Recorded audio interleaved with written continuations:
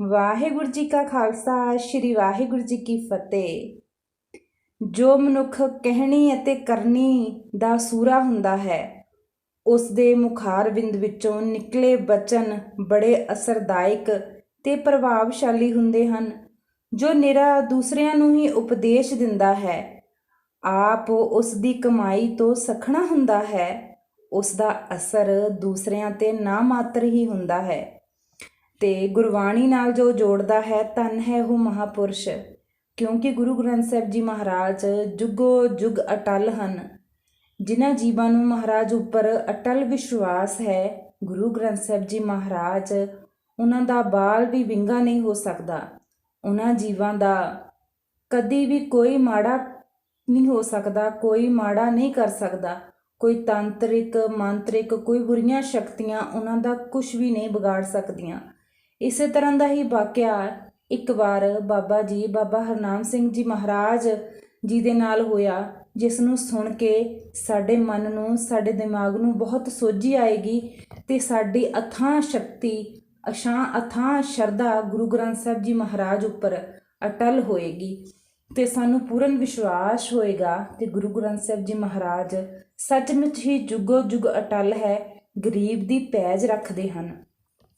ਬਾਬਾ ਹਰਨਾਮ ਸਿੰਘ ਜੀ ਮਹਾਰਾਜ ਜੀ ਨੇ ਜੋ ਪਹਿਲਾਂ ਕੁਝ ਸਮੇਂ 1947 ਦਾ ਵਾਕਿਆ ਦੇਖਿਆ ਸੀ, ਆਪਣੇ ਮਨ ਵਿੱਚ ਉਹ ਹੰਢਾਇਆ ਸੀ ਤੇ ਉਹ ਸੱਚਮੁੱਚ ਹੀ ਹੁਣ ਸਰੀਰ ਤੇ ਹੰਢਾਉਣ ਦਾ ਸਮੇਂ ਆ ਗਿਆ। ਗੁਰੂ ਜੀ ਬਾਬਾ ਜੀ ਆਪਣੇ ਨਾਮ ਬ੍ਰਿਤੀ ਵਿੱਚ ਲੀਨ ਸਨ ਤੇ ਉਹ ਸਮਾਂ ਆਲੇ ਦੁਆਲੇ ਵਾਪਰਨਾ ਸ਼ੁਰੂ ਹੋ ਗਿਆ। ਬਾਬਾ ਜੀ ਤੇ ਬਾਬਾ ਜੀ ਦੇ ਭਰਾ ਬੜੀ ਮੁਸ਼ਕਲ ਸਮੇਂ ਦੇ ਵਿੱਚੋਂ ਗੁਜ਼ਰਦੇ ਹੋਏ ਪੰਜਾਬ ਵਿੱਚ ਆਏ ਤੇ ਫਿਰ ਨਵੇਂ ਉਸਾਰੀ ਪੰਜਾਬ ਨੂੰ ਆਪਣੇ ਮਨ ਵਿੱਚ ਸਮੋ ਕੇ ਨਵੀਂ ਜ਼ਿੰਦਗੀ ਸ਼ੁਰੂ ਕਰਨ ਵਿੱਚ ਲੱਗੇ, ਕਿਉਂਕਿ ਬਾਬਾ ਜੀ ਦੀ ਕਾਲ ਕਮਾਈ ਸੀ। ਬਾਬਾ ਜੀ ਤਾਂ ਆਪਣੇ ਨਾਮ ਦੇ ਨਾਲ ਹੀ ਹਰ ਵੇਲੇ ਜੁੜੇ ਰਹਿੰਦੇ ਸਨ। ਇਸੇ ਤਰ੍ਹਾਂ ਦਾ ਹੀ ਬਾਬਾ ਜੀ ਦੇ ਨਾਲ ਇੱਕ ਬਹੁਤ ਵੱਡਾ ਵਾਕਿਆ ਹੋਇਆ। ਜਦੋਂ ਬਾਬਾ ਜੀ ਕਰਈਏ ਪਿੰਡ ਵਿੱਚ ਹੀ ਰਹੇ ਸਨ। ਮਨੁੱਖ ਜੋ ਕਹਿਣੀ ਕਰਨੀ ਵਿੱਚ ਭਰਪੂਰ ਹੁੰਦੇ ਹਨ, ਉਹਨਾਂ ਦਾ ਅਕਾਲ ਪੁਰਖ ਕੁਝ ਵੀ ਵਿਗਾੜਨ ਨਹੀਂ ਦਿੰਦੇ। ਜੀਵ ਪਹਿਲੇ ਆਪ ਪੂਰਨ ਕਮਾਈ ਕਰੇ, ਫਿਰ ਹੀ ਦੂਸਰਿਆਂ ਨੂੰ ਉਪਦੇਸ਼ ਦੇਵੇ। ਧੰਨ ਗੁਰੂ ਰਾਮਦਾਸ ਜੀ ਉਸ ਜੀਵ ਆਤਮਾ ਨੂੰ ਕਿੰਨੀ ਵਡਿਆਈ ਦਿੰਦੇ ਹਨ, ਜੋ ਆਪ ਉਸ ਪਿਆਰੇ ਪ੍ਰੀਤਮ ਦੀ ਆਰਾਧਨਾ ਕਰਕੇ ਉਸ ਦੀ ਯਾਦ ਨੂੰ ਸਦੀਵੀ ਤੌਰ ਤੇ ਹਿਰਦੇ ਵਿੱਚ ਵਸਾ ਲੈਂਦਾ ਹੈ ਅਤੇ ਫਿਰ ਦੂਸਰੇ ਜਗਿਆਸੀਆਂ ਨੂੰ ਉਸ ਕਰਤੇ ਨਾਲ ਜੋੜਨ ਦੀ ਪ੍ਰੇਰਨਾ ਦਿੰਦਾ ਹੈ, ਜੋ ਆਪ ਤਾਂ ਕਮਾਈ ਨਹੀਂ ਕਰਦੇ, ਕੇਵਲ ਦੂਸਰਿਆਂ ਨੂੰ ਹੀ ਉਪਦੇਸ਼ ਦਿੰਦੇ ਹਨ। ਬਾਬਾ ਜੀ ਉਸ ਨੂੰ ਨਾ ਮਾਤਰ ਹੀ ਭਗਤੀ ਵਾਲਾ ਸਮਝਦੇ ਹਨ।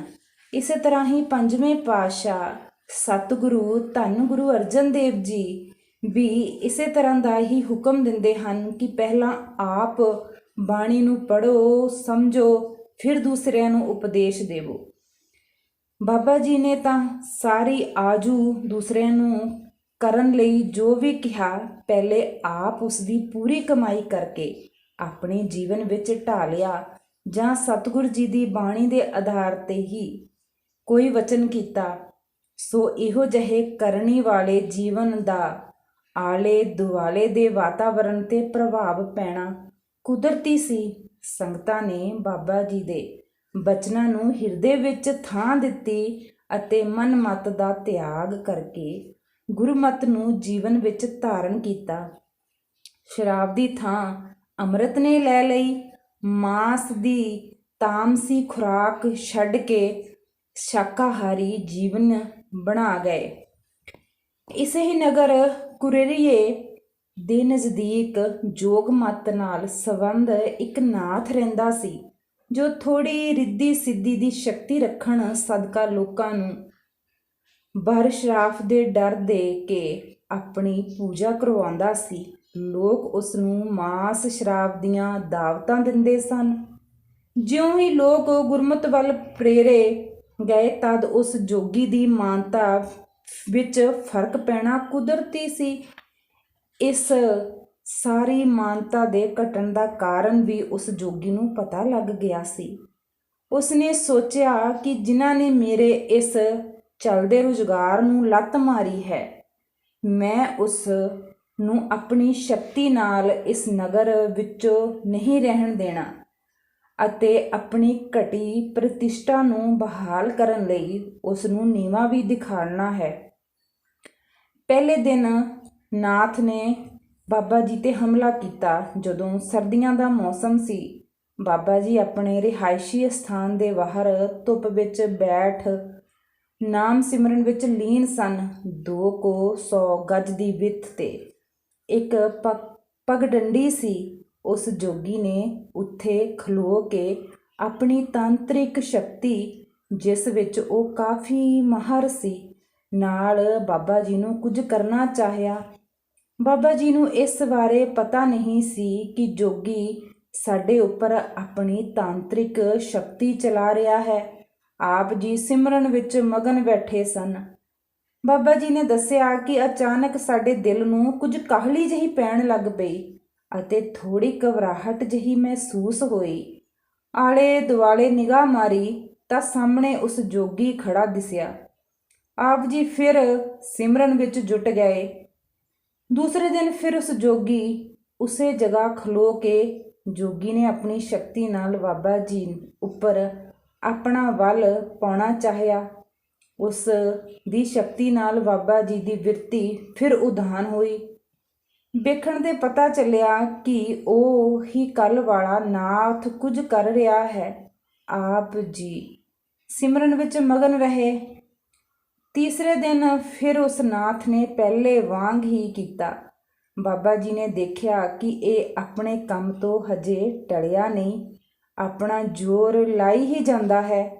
ਤਦ ਆਪ ਜੀ ਨੇ ਜੋਗੀ ਦੇ ਤਾਂਤਰਿਕ ਵੱਲ ਨੂੰ ਰੋਕਣ ਲਈ ਉਸ ਵੱਲ ਨਿਗਾਹਾਂ ਕਰਕੇ ਇਕਾਗਰਤਾ ਸਹਿਤ ਸਵਾਸ ਦੇ ਨਾਲ ਉੱਚੀ ਵਾਹਿਗੁਰੂ ਕਿਹਾ। ਪਹਿਲੀ ਵਾਰ ਗੁਰੂ ਮੰਤਰ ਦਾ ਉਚਾਰਨ ਕਰਨ ਨਾਲ ਉਹ ਜੋਗੀ ਜ਼ਮੀਨ 'ਤੇ ਡਿੱਗ ਪਿਆ। ਜਦੋਂ ਦੂਸਰੀ ਵਾਰ ਇਸੇ ਤਰ੍ਹਾਂ ਉੱਚੀ ਸੁਰ ਵਿੱਚ ਵਾਹਿਗੁਰੂ ਕਿਹਾ ਤਾਂ ਉਸ ਨਾਥ 4 ਫੁੱਟ ਦੇ ਕਰੀਬਨ ਜ਼ਮੀਨ 'ਤੇ ਘਿਸਦਾ ਹੋਇਆ ਬਾਬਾ ਜੀ ਵੱਲ ਖਿੱਚਿਆ ਗਿਆ, ਜਿਵੇਂ ਕਿਸੇ ਨੂੰ ਰੱਸਾ ਨਾਲ ਬੰਨ੍ਹ ਕੇ ਖਿੱਚੀਦਾ ਹੈ। ਜਦੋਂ ਤੀਸਰੀ ਵਾਰ ਗੁਰੂ ਮੰਤਰ ਦਾ ਉਚਾਰਨ ਕੀਤਾ ਤਾਂ ਫਿਰ ਉਸੇ ਤਰ੍ਹਾਂ ਉਹ ਖਿੱਚਿਆ ਗਿਆ ਅਤੇ ਉਸਨੇ ਮਾਫੀਆਂ ਮੰਗਣੀਆਂ ਸ਼ੁਰੂ ਕਰ ਦਿੱਤੀਆਂ। ਮੈਨੂੰ ਬਖਸ਼ ਦਿਓ, ਮੈਥੋਂ ਗਲਤੀ ਹੋ ਗਈ। ਮੁੜ ਕੇ ਮੈਂ ਕਿਸੇ ਵੀ ਸਿੱਖ ਸੰਤ ਨੂੰ ਕਦੇ ਵੀ ਕੁਝ ਨਹੀਂ ਕਹਿੰਦਾ।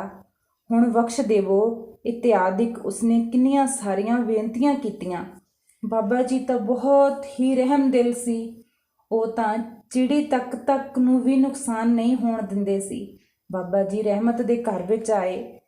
ਬਾਬਾ ਜੀ ਨੇ ਦੱਸਿਆ ਕਰਦੇ ਸਨ ਕਿ ਜਿਸ ਭਾਵਨਾ ਨਾਲ ਅਸੀਂ ਪਹਿਲਾਂ 3 ਵਾਰੀ ਵਾਹਿਗੁਰੂ ਗੁਰੂ ਮੰਤਰ ਦਾ ਉਚਾਰਨ ਕੀਤਾ ਸੀ, ਉਸ ਦਾ ਤਿਆਗ ਕਰ ਦਿੱਤਾ ਅਤੇ ਪਹਿਲੇ ਵਾਂਗ ਸਿਮਰਨ ਜਾਰੀ ਰੱਖਿਆ। ਥੋੜ੍ਹੇ ਸਮੇਂ ਬਾਅਦ ਉਹ ਜੋਗੀ ਉੱਠਿਆ ਅਤੇ ਦੂਰੋਂ ਹੀ ਨਮਸਕਾਰਾਂ ਕਰਦਾ ਚਲਾ ਗਿਆ। ਸਿਮਰਨ ਤੋਂ ਬਾਅਦ ਬਾਬਾ ਜੀ ਨੇ ਉੱਠ ਕੇ ਉਹ ਜਗ੍ਹਾ ਵੇਖੀ ਜਿੱਥੇ ਨਾਥ ਡਿੱਗਿਆ ਸੀ। ਉੱਥੇ ਜਿਵੇਂ ਕਿਸੇ ਨੂੰ ਮਿੱਟੀ ਵਿੱਚ ਘਸੀਟੀਦਾ ਹੈ, ਇਸ ਪ੍ਰਕਾਰ ਨਿਸ਼ਾਨ ਪਏ ਹੋਏ ਸਨ। ਇਸ ਘਟਨਾ ਨਾਲ ਬਾਬਾ ਜੀ ਵਿੱਚ ਹੋਰ ਪਰਪੱਕਤਾ ਹੋ ਗਈ ਕਿ ਧੰਨ ਗੁਰੂ ਨਾਨਕ ਦੇਵ ਸਾਹਿਬ ਜੀ ਨੇ ਸਾਨੂੰ ਜੋ ਗੁਰਮੰਤਰ ਬਖਸ਼ਿਸ਼ ਕੀਤਾ ਹੈ, ਸਭ ਤੋਂ ਸ਼੍ਰੋਮਣੀ ਤੇ ਸਭ ਤੋਂ ਵੱਧ ਸ਼ਕਤੀਮਾਨ ਹੈ।